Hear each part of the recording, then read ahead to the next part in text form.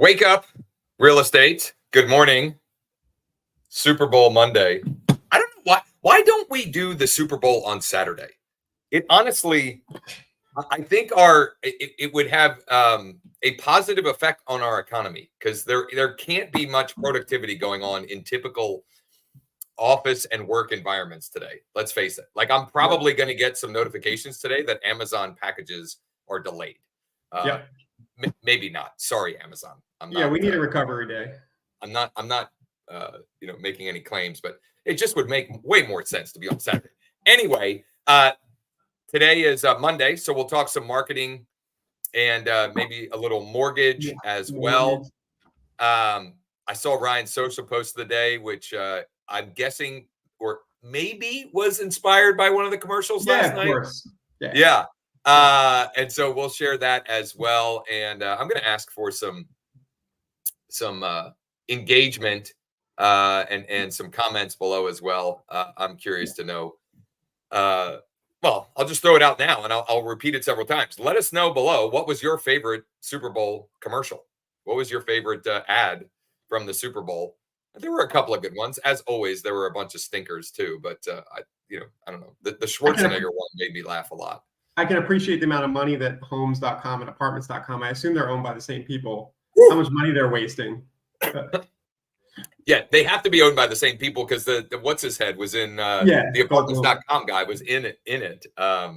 What a waste. What a colossal waste. I know some of the economics behind what they're selling to us, right? Am I wrong there, or is there another play? I don't know. I mean, they tried. It definitely was an attempt at a consumer direct but they're pulling in eyeballs so they can sell us more ads. Whoa, yeah, for sure. Well, absolutely. That's how they're actually going to monetize it. Yes, 100%.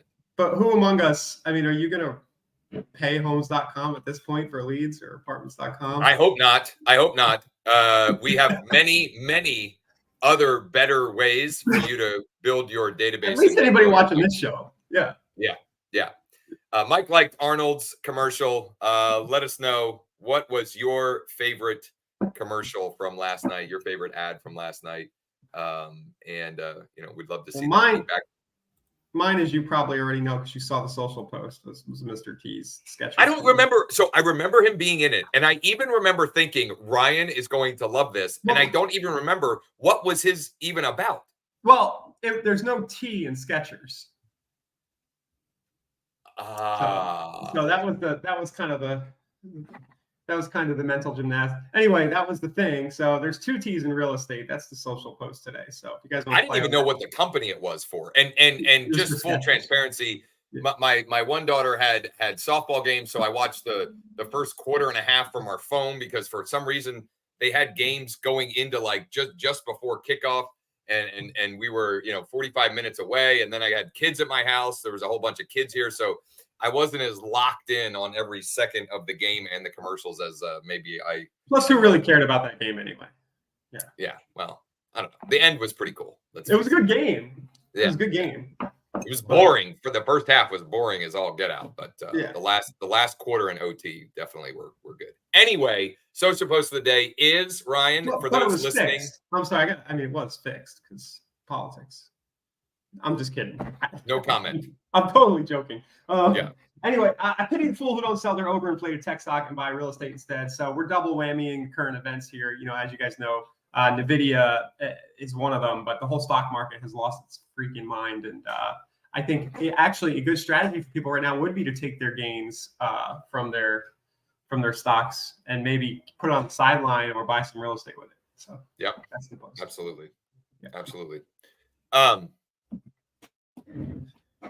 What did you have any other takeaways from any of the commercials or from any of the content? No, I just thought the whole. I don't know. I just think that model, the big portals trying to sell to us, Zillow, Homes.com, Apartments.com. I don't know how much longer that's going to work because it seems like people in our industry are more in the know now that they can self-generate. Maybe I live in a bubble. Let's hope. I think they're definitely preying on new agents, right? Because I don't know what the current numbers are, but the turnover rate is somewhere between 20 and 30% per year. I think it's something like that. So you have this, every day, every week, every month, every quarter, every year, you have new agents, and it's kind of like preying on those folks. And they're not knowing any better, let's say, and realizing that there are way more effective and efficient ways to build a database, to create client opportunities, You're right. and to build a business. I just need to be reminded, is this industry Super Bowl commercial big enough that they can make $7 million back for a 30-second commercial on ad revenue from clearly, right? I mean, clearly on some level. Yeah. And I should know these numbers better, but I mean, it's our industry is so valuable just overall that's why there are so many companies, tech and otherwise, in the space trying to get the dollars, right? Trying to get a piece of the pie. Yeah, there definitely is. And I'm playing a little silly here because I do know that there is. It's just that particular, who is buying ads from homes.com? Yeah, I don't know. I guess they're trying Isn't that where did you used to years and years and years ago, right? Home Value. That's right. Housevalues.com, which became market leader, and then Zillow owns now. But I used to pay $2,000 a month when I was first starting a team in the early 2000s, but quickly realized I could self-generate. So Josh, you're probably right. It's probably the newer uninformed agents, or I guess the people who have a big enough budget and, the big mega teams, if you can afford to buy a territory or however they're selling it, and you can afford to wait a while to get your ROI, because the numbers tend to work in this industry, because it's high ticket. So maybe what's interesting is, I mean, this is kind of related, but not. We had a conversation last week with Cameron. Is it Cameron Jones? Yeah, Cameron Evans. Yeah. And Cameron Evans. I'm sorry, Cameron Evans. Yeah. Jeez. And he actually interviewed me on his podcast recently, which we uploaded to our podcast platform yesterday. For those, he did a great job of interviewing, and I talked about some stories that I haven't talked about in a while. Just for if you like that kind of stuff, you might enjoy that. But we were talking with him last week, and he's trying to build something out to help agents with attribution, meaning tracking. And being able to appropriately, track the numbers of this many leads, this many conversations, and this many clients from this particular source. And along those lines, and this is why I'm tying this into the homes.com conversation. I have so many leads in my KV core. There was a time where I was buying Z buyer, seller, and buyer leads, and nothing against those. They're actually, as far as leads go of that type, or I'd say more on the affordable side, and also so many of those also opted in to my ads as well. My point being, I could have gotten them without having paid Z buyer, because those that are in market, they're clicking on all kinds of stuff. They're opting in for all kinds of things. They're engaging with lots of stuff. So the people in the market, the people that are opting in for homes.com, if you launch a Renos style, real estate niche operating style marketing campaign, they're probably going to opt into you as well. And they're going to stay with you. They're not going to stay with homes.com unless, sorry to cut you off, unless the app is that good for search. And it might be. I haven't looked at homes.com, but that's how Zillow won. Zillow's fun to use. Yes, right. And actually that ties into Zenlist is trying to make a better search experience. We talked about Zenlist last week. I missed it. But the more important piece of this puzzle for us is the relationship. Getting the client to engage and converse with you so you can build a relationship. It doesn't matter where they're searching or what portal they're going to. if they feel they have a relationship with you and you listen and you're a problem solver and you answer your phone and you reply to texts and you reply to emails, they'll go search and find listings that they like wherever, and then they'll text them to you. I have clients all the time that text me screenshots from all kinds of different platforms. I texted you a Zillow link yesterday for a referral from somebody else. There you go. Sent it to me. Yep. Yeah. So that is, and so Ryan wrote is it a Google Doc, a report? I mean, years and years ago about abandoning your IDX. Yeah, that was right. But the idea is just as impactful today. Those portals, as engaging and cool and utilitarian in nature they're still just commodities, right? And so the person that builds the rapport and relationship is the one that's going to win.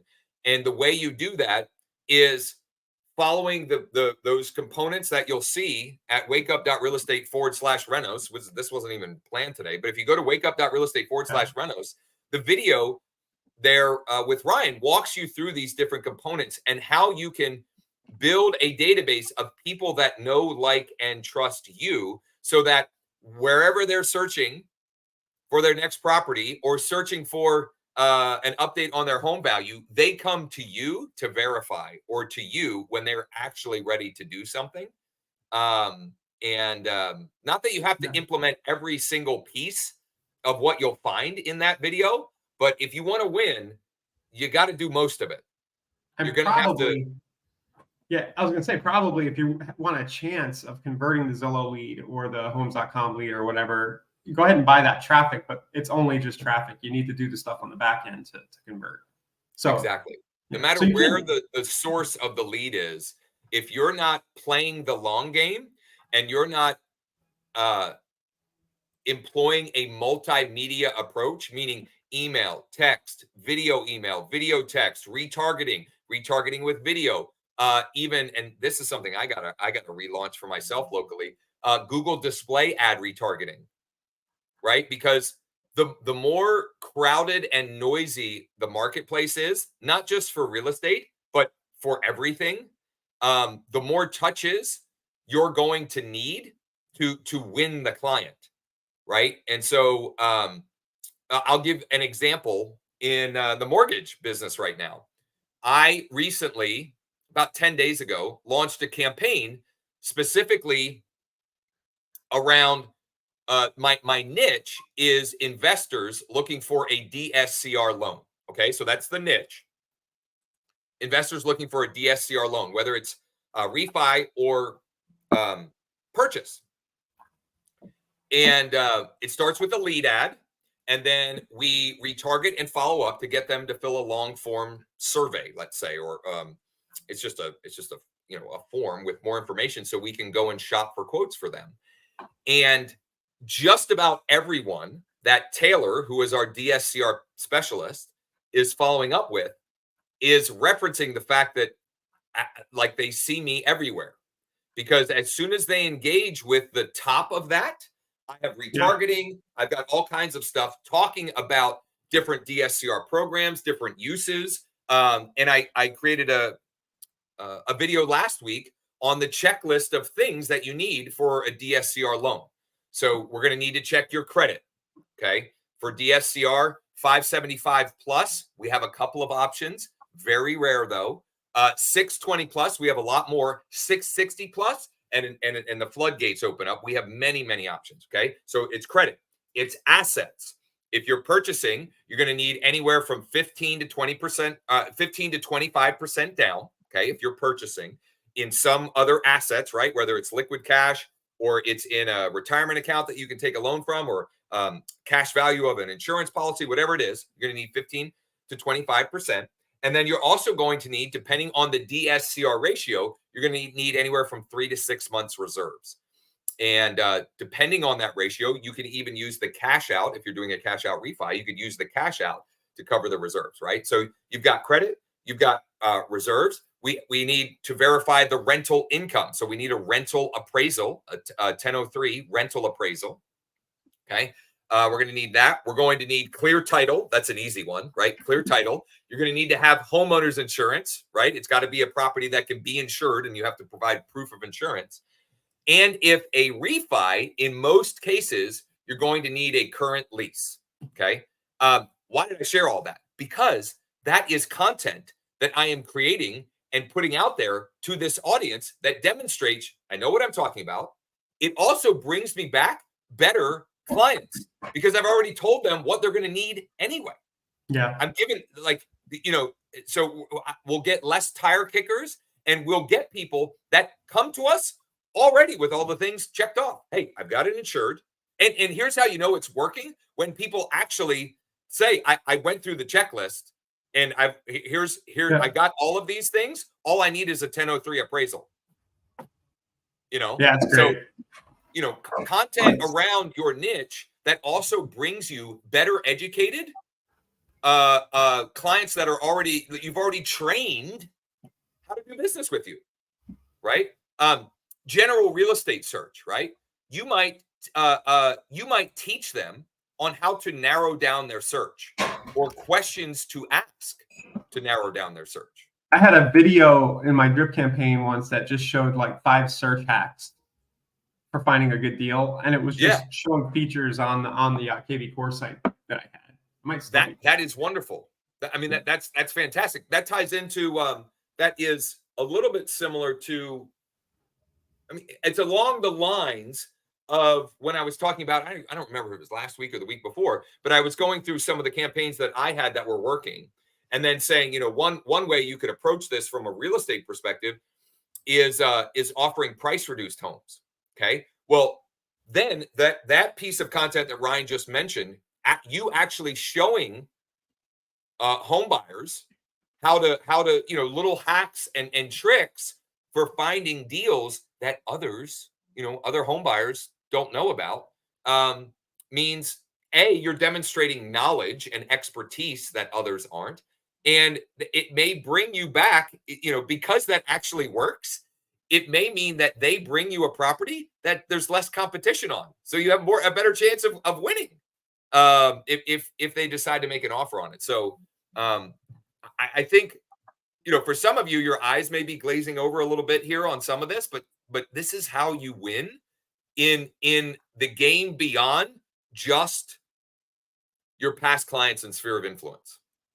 Hey, Josh, I just was Googling the search hacks thing. Can you see my screen here? The email? No, hold on here. Hold on a second. I screwed up. There we go. Yeah, I messed up. So this is an email. I was working at with Bond Street Mortgage at the time. But here was an email. I just want to show, if you've been actually searching, here's a quick search tip for you. Most real estate search sites will let you put a keyword in the advanced search box. Try popping motivated into the box.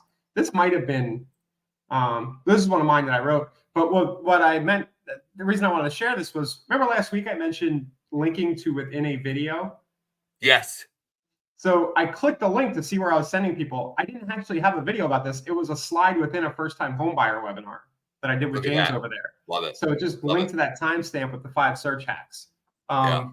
So guys, if you can find it, to do a webinar or longer form video about about your niche, whatever the topic is, that'll give you content that you can drip the way Josh is talking about. And here's some motivation for you on a Monday. All of you are capable and eligible to create that content. You're all more knowledgeable and all have a greater level of expertise than the typical consumer. So there's something that you have knowledge base that you could build that around. And even if you're not confident enough, find someone who can help. Heck, we've done that with realtor partners, where we come in and talk about whether it's mortgage programs or things of that nature, as a way to help edify a realtor partner and vice versa. So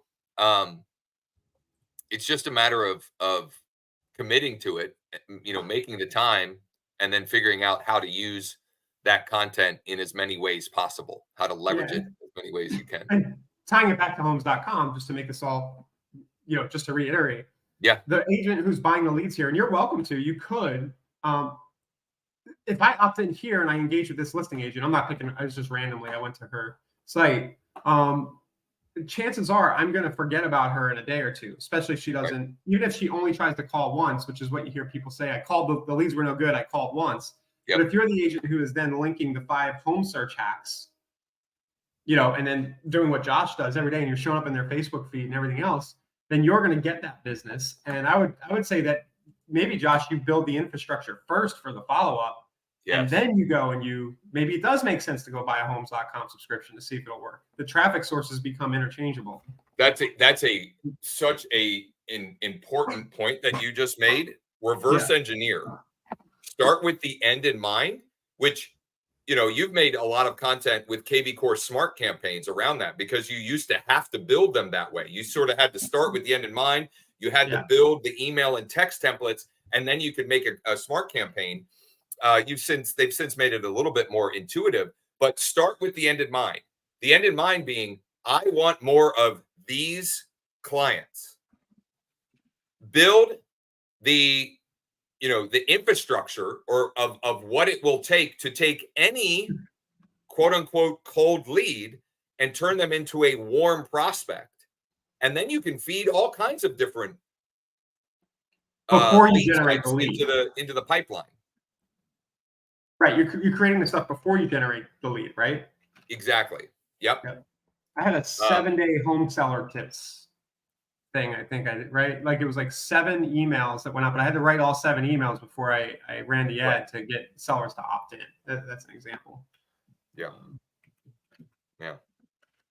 Let's see where that was. All right. What are we at? 23 minutes? Yeah. I mean, I didn't have a whole lot on the docket today. I weaved in some mortgage with the DSCR checklist. Had some fun last night with the Super Bowl stuff. Let us know in the comments below, even if you're watching afterward.